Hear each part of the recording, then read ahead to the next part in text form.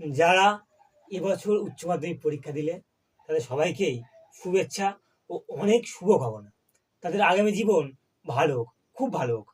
তো আপনারা দেখছেন দা বাংলা টেক্সট বুক চ্যানেল, আর আমি খোকন প্রামাণিক এই চ্যানেলে নিয়মিত ভিডিও করে থাকি। বিভিন্ন শিক্ষামূলক ভিডিও, বাংলা সাহিত্য বিষয়ক ভিডিও এবং কলেজ, বিশ্ববিদ্যালয়, স্কুল লেভেলের পড়ুয়াদের উপকারে আসতে পারে এমন কিছু ভিডিও। তাই যারা এই চ্যানেল নতুন দেখছেন অবশ্যই সাবস্ক্রাইব করবেন। ইতিমধ্যেই কলেজ ভর্তির নোটিশ আমরা সবাই পেয়ে গেছি। কলেজ ভর্তি শুরু হয়ে গেছে।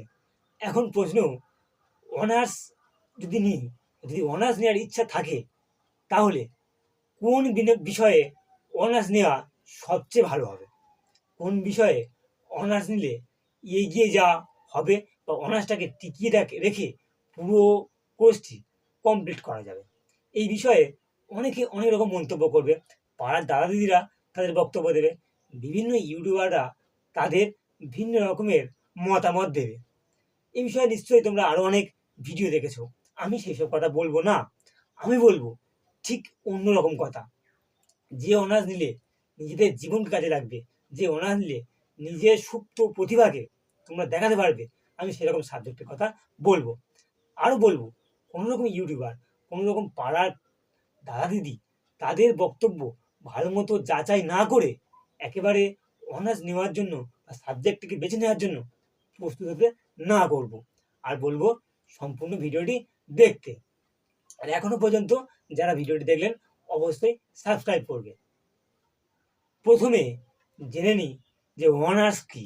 অনার্স আসলে কি? অনার্স হলো সাম্মানিক একটা কোর্স।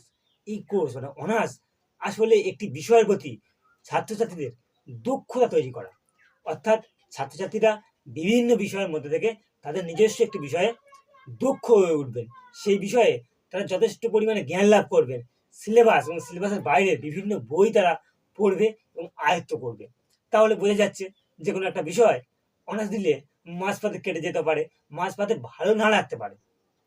তো আমি এই কথাই বলবো, যারা অনার্স নিচ্ছ তারা সেই বিষয়ে অনার্স নাও যে বিষয়ে তাদের প্রকৃত দক্ষতা আছে, যে বিষয়ে তাদের পড়তে ভালো লাগে, যে বিষয়ে পড়া শুনতে ভালো লাগে, সেই বিষয়ে দক্ষতা নিতে, সেই বিষয়ে শুধু অনার্স নেওয়া প্রয়োজন।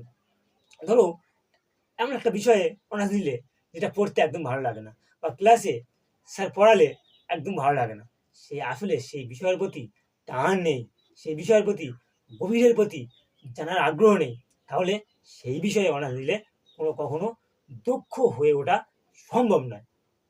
অনার্স নিতে হবে সেই বিষয়ে, যে বিষয়ে একটা টান তৈরি আছে, যে বিষয় ভালো লাগে, যে বিষয় বারবার পড়তে ইচ্ছা হয়, যে বিষয় শুধু সিলেবাস নয়, সিলেবাসের বাইরেও পড়তে ইচ্ছা হয়, জানতে ইচ্ছা হয়, সেই বিষয়ে অনার্স নিলে অনার্স টিকে থাকবে এবং পড়াটাকে পড়া বলে মনে হবে না, পড়াটাকে আনন্দ বলে মনে হবে, পড়াটাকে এনজয়ফুল বলে মনে হবে। তাহলে সেই বিষয়ে অনার্স নেওয়াটাই একান্ত জরুরি। অনার্সে ভর্তি হওয়ার পরে দেখা যাবে অনেক ছেলে আর সেটাকে কমপ্লিট করতে পারছে না, সেটাকে গ্রহণ করতে পারছে না বা কোর্সটি কমপ্লিট হচ্ছে না। কেন হয়? কেন হচ্ছে না? তার প্রধান কারণ সেই সাবজেক্টের প্রতি তার ভালোবাসা নেই, সেই সাবজেক্টের প্রতি তার কোনো টান নেই। সে কেবল ওই দাদা দিদির কথা শুনেছিল, সে কেবল ইউটিউবারদের কথা শুনেছিল।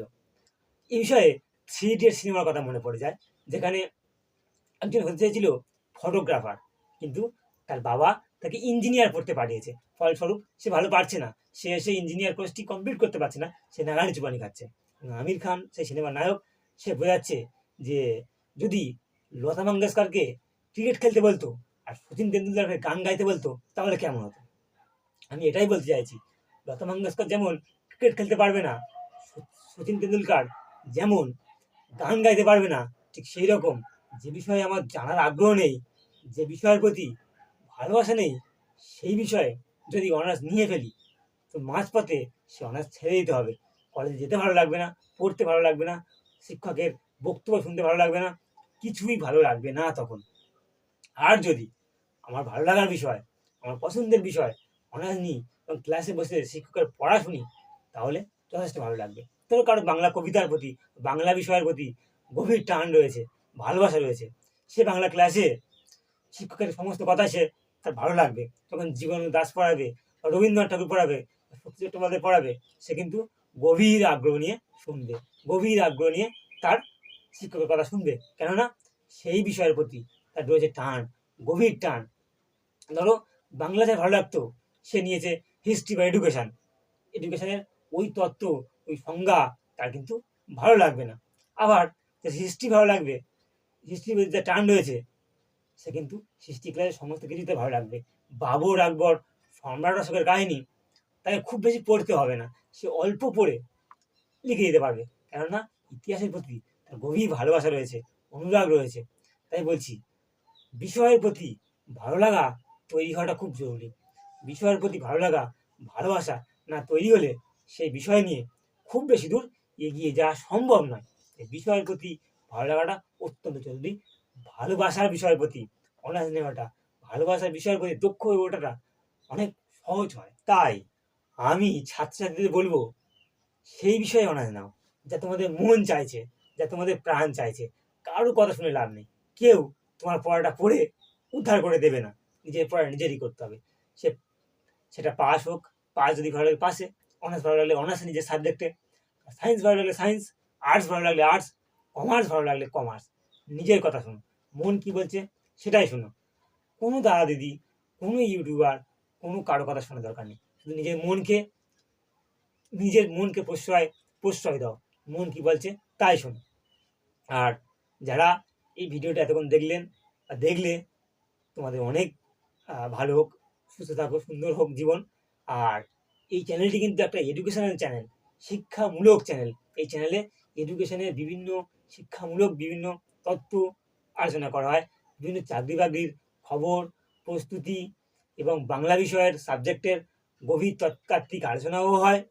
তাই বিএড ডিএলএড এর খবর সংক্রান্ত তথ্য এই চ্যানেলে দেওয়া হয়। তাই যারা নতুন দেখলে অবশ্যই এই চ্যানেলটিকে সাবস্ক্রাইব করবেন এবং এই ভিডিওটি বন্ধুদের মধ্যে ছড়িয়ে দিয়ে আমাকে সহযোগিতা করুন। ভালো থাকুন, সুস্থ থাকুন। আজ এই পর্যন্ত, দেখা হবে পরবর্তী কোনো ভিডিওতে।